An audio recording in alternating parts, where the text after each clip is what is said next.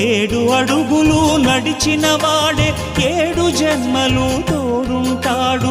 భర్తగా నిన్ను భరించువాడే బ్రతుకు దీపం వెలిగిస్తాడు.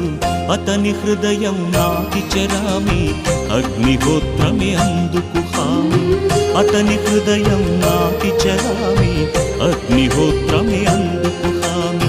తెంచుకుంటే తెగిపోతుందా దేవుడు వేసిన బంధం? తెలుసుకో నీ జీవిత గమ్యం, పెంచుకోమానుబంధం.